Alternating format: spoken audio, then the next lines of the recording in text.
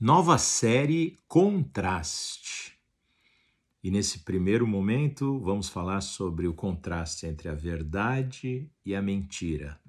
São absolutos? A verdade é a verdade absoluta? A mentira é a mentira absoluta? Ou isso é subjetivo, depende da perspectiva de cada um? Vamos para a Bíblia. João, Evangelho de João, capítulo 18. A partir do verso 33, o diálogo do julgamento de Pôncio Pilatos sobre Jesus. O diálogo entre Jesus e Pôncio Pilatos. Verso 33, tornou Pilatos a entrar no pretório, chamou Jesus e perguntou-lhe: És tu o rei dos judeus?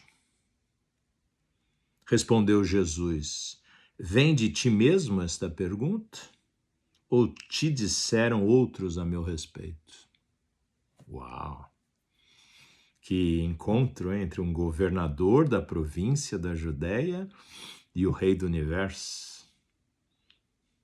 Replicou Pilatos: porventura sou judeu? A tua própria gente, os principais sacerdotes, é que te entregaram a mim. Que fizeste?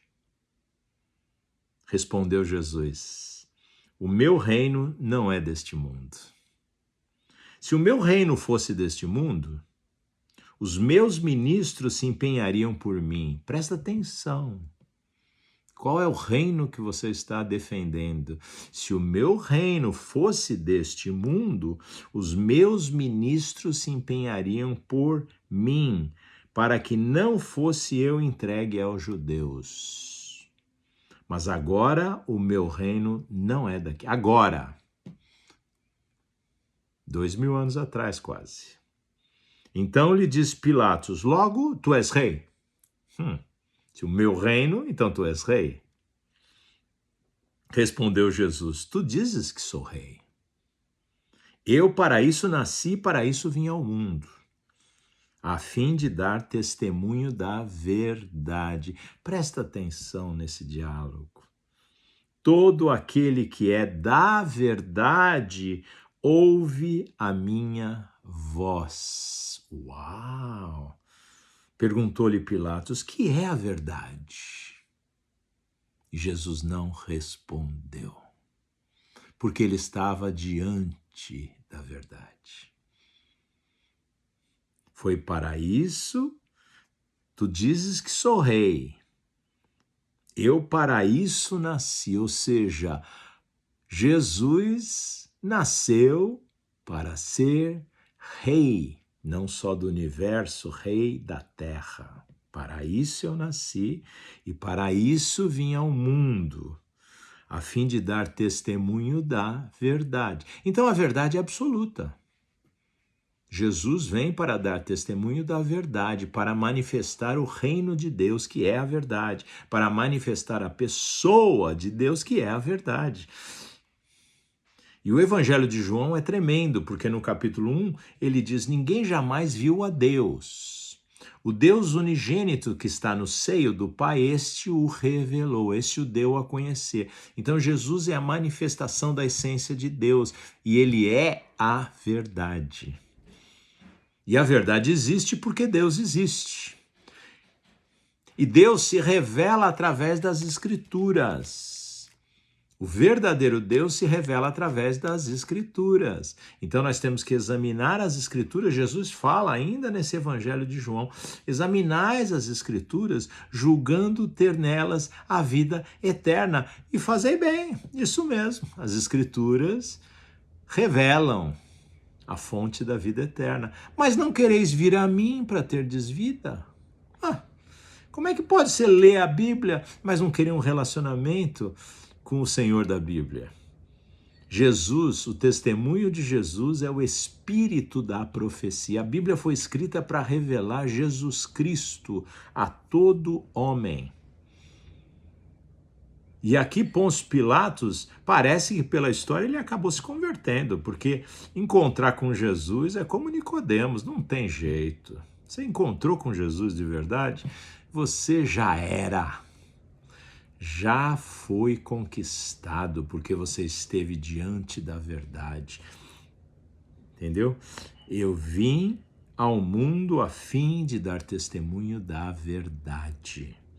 Todo aquele que é da verdade ouve a minha voz. Que coisa linda, amém? Agora vamos reforçar, né, os aspectos. João capítulo 14, verso 6, é um verso muito famoso. Respondeu-lhe Jesus: eu sou o caminho e a verdade e a vida. Ninguém vem ao Pai senão por mim. Então, para você ter um encontro verdadeiro com Deus, tem que ser através de Jesus Cristo. O Deus que se fez homem e que revela a Deus. Ninguém jamais viu a Deus. Então, quando diz, não, é só o Pai, perdeu. O Pai enviou o Verbo encarnado, Jesus Cristo, que se torna o Filho. E ele que revela a Deus, amém? Eu sou, Jesus falou, eu sou o caminho, não existe outro. Todos os caminhos levam a Deus, mentira. Opa, então o contraste entre a verdade e a mentira. Todos os caminhos levam a Deus. Não, Jesus falou, eu sou o caminho. E a verdade? A verdade não existe, não subsiste fora de Jesus, a verdade é Jesus. O príncipe da paz é Jesus. A paz não subsiste fora de Jesus. A paz é Jesus. Você é da paz? Tem que ter Jesus. Porque fora de Jesus é guerra. Em oposição a Jesus é guerra. Eu sou o caminho e a verdade e a vida. E alguns dizem que a simbologia estava no tabernáculo ou no templo em Jerusalém. A primeira porta do átrio é o caminho. Quando você cruza essa primeira porta para entrar no átrio, onde tinha o altar do sacrifício e a bacia de bronze, você entrou no caminho, você entrou pelo caminho da salvação.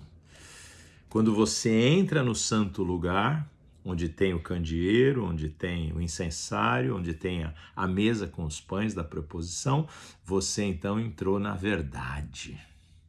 E quando você entra no santíssimo lugar, onde está a presença gloriosa do Senhor com a arca do testemunho, né, e com os querubins cobrindo a glória de Deus, você entrou na vida, vida zoe, vida de Deus. Eu sou o caminho, a verdade e a vida. Ninguém vem ao Pai senão por mim. Aleluia!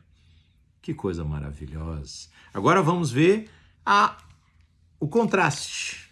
João capítulo 8, Jesus está conversando com judeus, fariseus, que estão raivosos e querem ver a morte deles, estão querendo matá-lo, estão querendo apedrejá-lo. É uma cena de apedrejamento, é uma cena de julgamento, é uma cena difícil, mas Jesus fala verdades eternas, maravilhosas. Começa no verso 31, disse, pois, Jesus aos judeus que haviam crido nele, ou seja, de toda aquela massa de judeus, uma parte creu e outros não. Aí está o contraste, tá? Até agora eu te expliquei a verdade eterna, que é Jesus. Todos os outros aspectos da vida da criação estarão associados à pessoa do eterno, que é a verdade. Eu sou a verdade, certo? Eu sou o caminho e a verdade e a vida. Então, Jesus diz aos judeus que haviam crido, você está falando com discípulos, se vós permanecerdes na minha palavra, ou seja, crentes, creram que Jesus é o caminho, e agora Jesus faz o desafio, se você permanecer na minha palavra, ou seja, se você examinar as escrituras e permanecer e tentar viver segundo as escrituras, sois verdadeiramente meus discípulos. Aí sim, você saiu de crente para discípulo, porque você quer a transformação. E conhecereis a verdade, revelação das Escrituras na palavra. Conhecereis a verdade e a verdade vos libertará. Sereis livres, finalmente livres. Da onde? Do pecado, da lei do pecado e da morte. Livre para ser santo, livre para servir a Deus, livre, sem comprometimentos mentais, emocionais, teológicos, filosóficos, de estrutura estruturas que não são a verdade, estruturas humanas. Aí os opositores dizem, somos descendência de Abraão e jamais fomos escravos de alguém. Como dizes tu, sereis livres? Replicou-lhe Jesus, em verdade vos digo, todo o que comete pecado é escravo do pecado. Aí está o ponto que o mundo não quer ouvir, é o pecado. O pecado traz comprometimento. E aí no comprometimento você é escravo, certo? O escravo não fica sempre na casa. Olha, são filhos de Abraão, são judeus. E Jesus disse, o escravo não fica para sempre, fica sempre na casa. O filho sim, para sempre. Então tem uma mudança aqui, hein? De ser nascido no natural e se tornar um filho espiritual, certo? Se, pois, o Filho vos libertar, verdadeiramente sereis livres. Bem sei que sois descendência de Abraão. Contudo, procurais matar-me, porque a minha palavra não está em vós. Quando a pessoa resiste à palavra de Deus, está resistindo à verdade. A minha palavra não está em vós. Por isso que você quer matar, você quer eliminar o cristianismo, você quer eliminar a pessoa de Jesus Cristo, porque ela incomoda a presença, a pessoa de Jesus Cristo, que é a manifestação do eterno. Você vê 2000 anos de perseguição e a igreja continua aí, o cristianismo continua firme. Tentaram eliminar a Bíblia e a Bíblia está aí, permanece. E aí na sequência,